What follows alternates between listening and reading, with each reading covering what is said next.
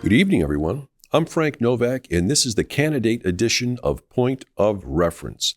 Tonight, we give you a brief introduction to each candidate running for office in Haverhill's 2025 elections, incumbents as well as newcomers, in an effort to get you to know them a little better, to help you decide who to vote for on Election Day, Tuesday, November 4th. We are very proud most of the candidates took us up on our invitation. 29 out of 31 agreed to participate over a 3-day period. For those that found it difficult to attend, we even provided remote access too. For those that decided not to partake, we wish them well. This year, we also solicited questions from you, the viewers, and we used them in an effort to make you part of the process as well. While HC Media and Haverhill Community Television are unable to run events such as these candidate interviews and 1-minute messages themselves, I am very pleased that they've allowed me to do my own independent program, lending their technical talent and expertise as support in producing a very professional product that could be held up as an example for other communities to follow. In Ward 3, City Councilor Devin Ferreira is running unopposed, appearing alongside school committee candidate David Schultz, while Maura Ryan Ciardello declined to appear. We are back with Devin Ferreira, who's running for City Council in Ward 3. This is a re-election campaign on Devin's behalf, and welcome to the program, Devin. Thank you so much for having me. You know, I think you are running unopposed, are you not? I am unopposed. Second time. Is that a testimony to the good job you're doing? Oh, I like to think so. Tell us about some of the accomplishments that you might be able to point to during your period of time in City Council. Sure. I'm very proud that I come prepared to every meeting. I spend a lot of time trying to figure out really the backstory of everything on our agenda so that I have a fair view and all the information I need to make important decisions that really affect all of our lives here at the local level. And I think I've been pretty on top of trying to make efficient decisions around housing in particular, around developments, and around really good policy that can take Haverhill into great places in the future. You know, 2 things I wanted to touch on based upon what you just said. First of all, running in Ward 3, can you give us a definition of what Ward 3 encompasses? Because I'm telling you, as sure as the sun comes up, that a lot of people that are conscientious voters just don't know which ward they're in. Yes. You know, and if you could tell us what Ward 3 is comprised of. Sure. So Ward 3 is, I like to say it's bridge to bridge downtown. So the main drag of downtown. And then it kind of squiggles and inches up the hill a little bit on Main Street. Okay. So it comprises a bit of the Acre neighborhood and then the Highlands neighborhood, Main Street, up to Highland Ave, one half of Highland Ave. Yeah. And then we go right across the street over to Lawrence Street. We have one side of the street there all the way until half of Brockton. So the wards are a little quirky, I have to say. Yeah. And if you are not sure what ward you're in or who you have for candidates, you can find it very easily online. The state has a nice searchable database. You just enter your address. It's Where Do I Vote MA. And you search that, enter your information, tells you where to vote, tells you what ward and even precinct you're in. And even as someone who's campaigning and door knocking, I use that most of the time because it's a little tricky to know which side of the street is which ward. And the lines moved after the last census, and then we started our ward representation. So I think we had a lot of confusion across the board and newness with the last round of elections. And hopefully this time around, people are a little more familiar with who their ward representatives are, just from city council meetings or local news or what have you, and can really lock into that information. But if you can't, it's easy to find. You know, one of the things we will try to do, and as we speak, there's a giant map, ward map being made for us at City Hall now. To see if we're going to see how we can implement that here to make it easier for the public as well.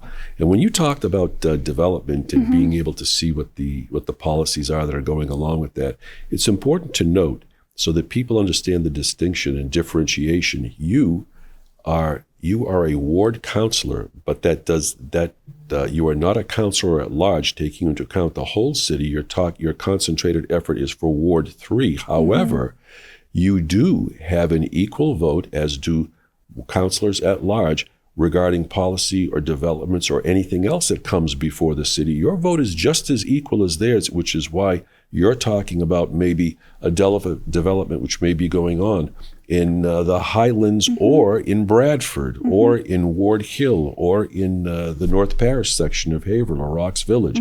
You have an equal voice in that, and it seems as though you're very diligent about being able to get into the minutiae and the details of those, no? Yes, I try to really look into the information that's available for us. And what's great is if constituents reach out with questions ahead of time, or if they have concerns about something that's coming up on the agenda, most of the information that we get as city councilors, I would say all of it actually, is publicly available. So you can get it through various departments or through our online permit systems and things like that. But it does take time to navigate those systems and find the information. When I am considering special permits or policy changes or things like that, I first consider my own experience in the neighborhood where I live, which is also why I appreciate ward representation. It's what I know. It's the only place I've lived as long as I've lived in Haverhill. And we have a unique experience in each of our neighborhoods. So what happens in Ward 3 is not necessarily what's happening in Ward 7 or even in Ward 4, which is a block away from where I live.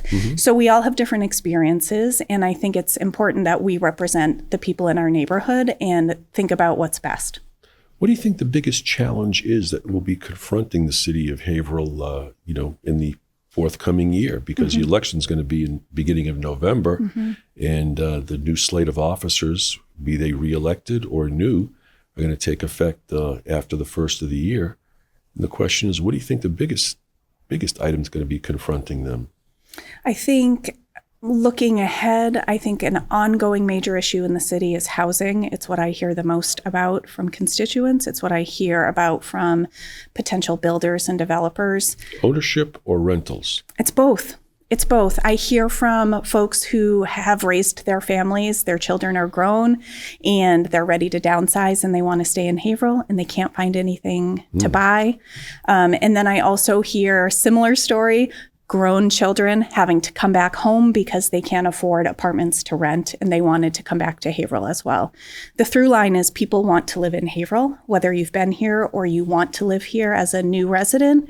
And I think we can find ways to provide creative options for people to have, either rentals, starter homes, or you're downsizing to retire here.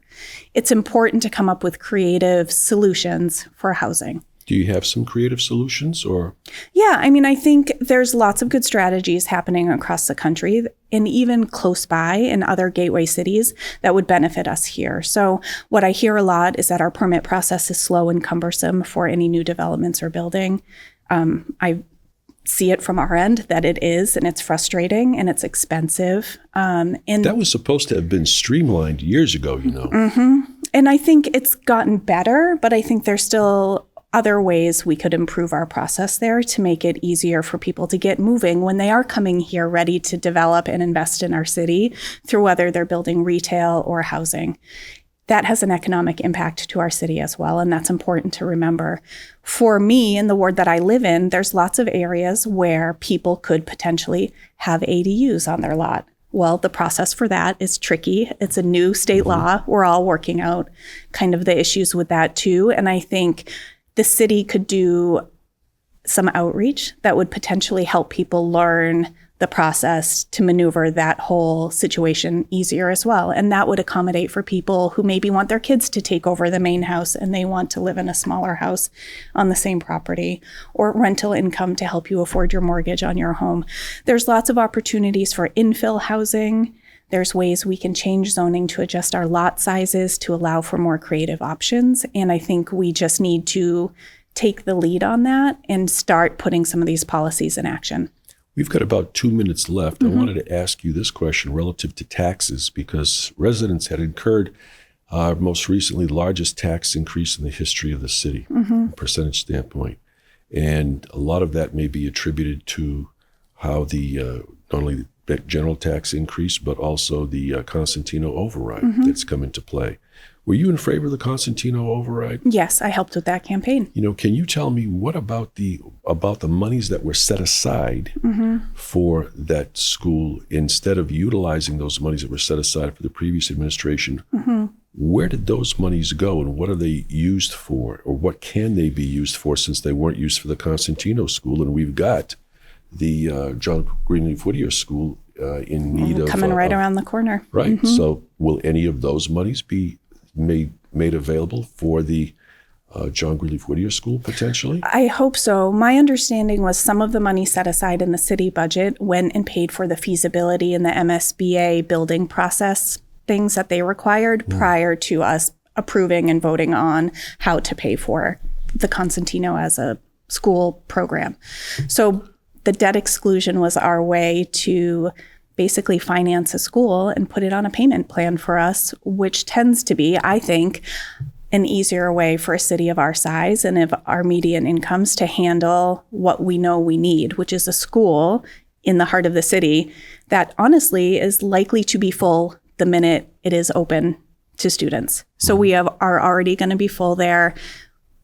It's a good thing. It's a good problem to have. They're saying that schools are at capacity, but we've got a lot of mega apartment complexes that are likely to come online very, very shortly. We've just got 15 seconds left. Do you think those are not supposed to be so impactful to schools? Is that true? I think that's what people have said for years. There is an impact to our schools every year of people moving. We have a lot of apartments here. They go in and out of the city. However, when we make decisions about housing with the Fair Housing Act, you can't use the schools being full as a reason to vote no for new housing for people. Fair enough. Devin Ferreira, running for City Council in Ward 3. Thank you very much for being here today. We wish you the best of luck in the upcoming election. Thank you so much.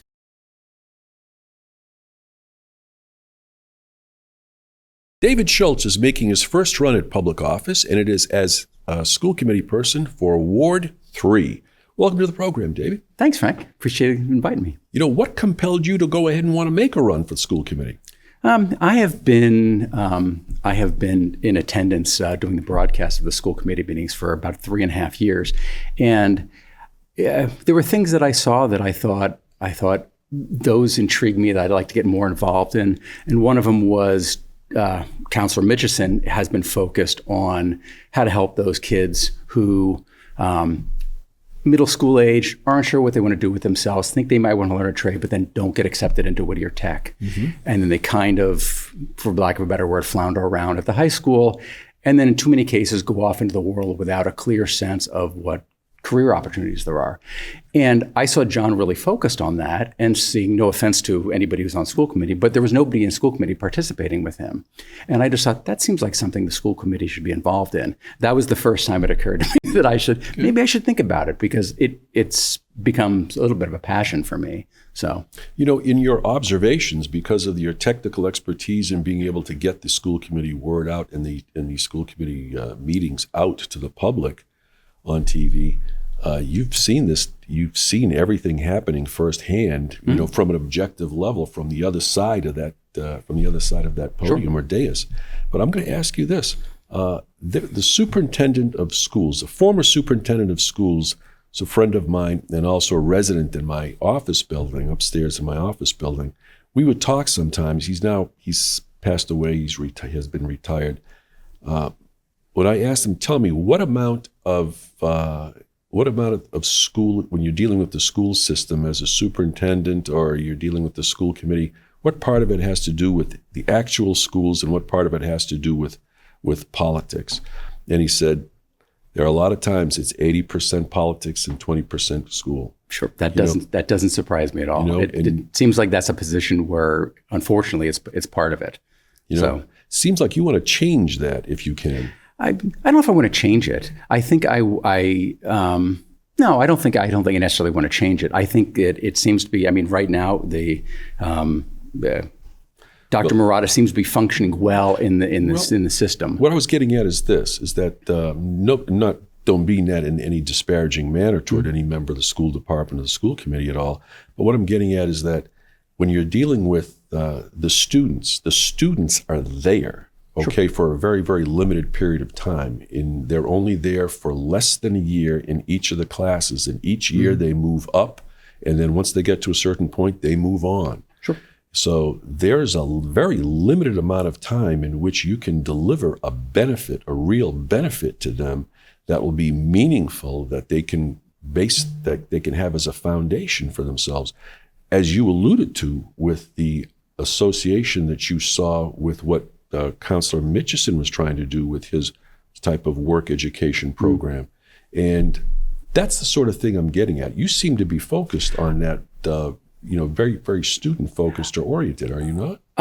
Yeah, I think so. I think that does drive me. I think my push back a little bit, if that's what it was, on the superintendent and the politics of it.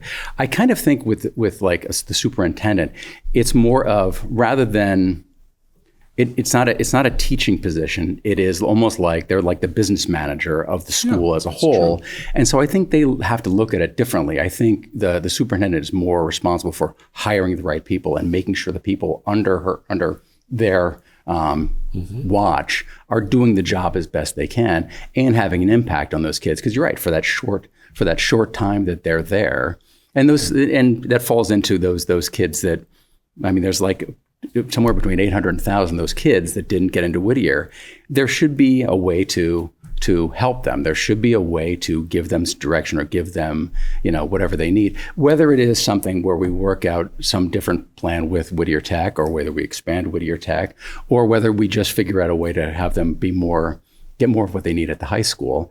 And that is something that probably would fall into the superintendent to make those kind of executive decisions, as it were, of a way to change things, or work with Whittier to make those things happen. It was under Superintendent Raleigh Buchanan under the Fiorentini administration that there were exam schools established in Haverhill high schools, so that for people that are gifted and talented students, they took their regular courses, but they were also elevated in being able to take additional courses or specialized courses in these exam schools for various different types of subject matter. And it was almost like the Boston Latin School I think they were trying to model it after that, which was quite successful and very, very impressive. Only I don't hear very much about that anymore. I don't think the public does either. And I'm just thinking we're talking about two different spectrums, where you're talking about, if I'm not mistaken, providing options for students with regard to that workforce type development circumstance if they can't get into Whittier. And on the other hand, you have the exam school circumstance as well, and then you have everybody in between. And there looks to be a lot of options for parents and students, because sometimes a student is new, they don't know what they don't know. Because they don't have the options. They've not experienced those options before them, and they don't know really how to categorize them or how to add value to those. But this is where you come in as a school committee member, along with the parents and the administration, and being able to try to give the kids, when they're in school, the biggest bang for the buck. Because people talk about the buildings, they talk about the teachers, they talk about the administrators, but it seems as though I don't hear all that much about the students themselves. And that's what it's all for. Sure.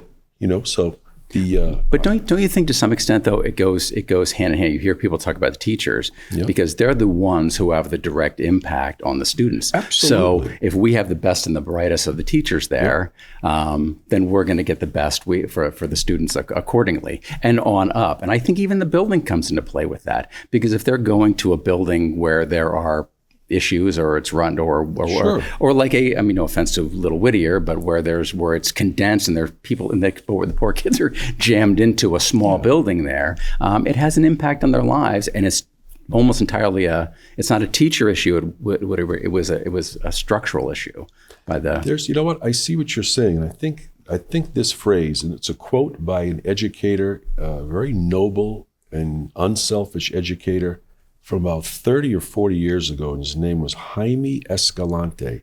He's a mathematician. Irish guy. Yeah. Left the corporate world and decided to teach math, I guess, in Los Angeles high school. And the quote that he gave, which is very profound, and I think it's pervasive, applies to students, teachers, administrators, and that is, people will rise to the level of their expectations, okay? And the fact is, if you expect more from yourself and from the others that are around you, that ought to be able to come in with a more positive result. And I would expect that I think with a fresh face and a different view that you're looking to go ahead and apply, that you would try to bring about some more of those types of innovations, or am I wrong? No, absolutely. I mean, I would like to. I mean, I think that, fortunately or unfortunately, I think the position of school committee is more like guidance for the administrators to bring those changes. And it isn't something that I would necessarily be able to go directly in there. Yeah. But I figure if I am the person who is talking about those things or bringing attention to those things, that it hopefully will have an impact, and we can move things that way. And I can actually get other members of the school committee to join forces with me and push things in a direction that we think would be an improvement on the schools and an improvement on the education for the kids. See, the key thing is, if you're able to provide those options, those choices, your colleagues may see them, they may weigh the benefit or liability, they may like it, they may dislike it. Sure. But at least they have the opportunity to decide, which is a lot better than not having any choices at all. Sure. And just going along. Because Sure. I think, what would be maybe the first refinement that you would like to see implemented if you get elected to the Haverhill School Committee? Refinement. Well, refinement means to redo something that's already in place, but let me take that out of the equation. Let me just ask, what would you want to promote or present first as an idea for your colleagues to consider as a policy that the superintendent might implement? Do you have any ideas on that? Specifically, I'm not sure if I have anything specific. I mean, Okay. The two things that I would like to see, that I personally would want to be focusing on, one is that those the kids that don't get into Whittier. But the other thing is attendance, because the one thing I've seen during my time doing the broadcasts of the school committee meetings is there is an amazing there's a direct correlation between school attendance and test scores, and it seems like something that there should be, and I'm not sure exactly what this would be, but I think there needs to be more emphasis placed on that to some extent to help the schools figure out a way to improve that. And I like some of the things that Principal Downs is doing at the high school. I think we're actually going to, the past couple of years, the chronic absenteeism has lessened, not dramatically, but it is getting better. And I think this year it's going to continue that way. But I think there may be some different ways to get the students more excited about being in school, especially at the younger level, so that it carries on into when they're coming to high school. Fair enough. I appreciate that point of view. And that concludes our time, unfortunately. But I wish you the best of luck. David Schultz, running for school committee in Ward 3. We wish you the best of luck, David. Thank you, Frank. I appreciate it. We hope that these interviews have been a point of reference for you in the upcoming elections. And until next time, my name is Frank Novak, and thanks very much for watching.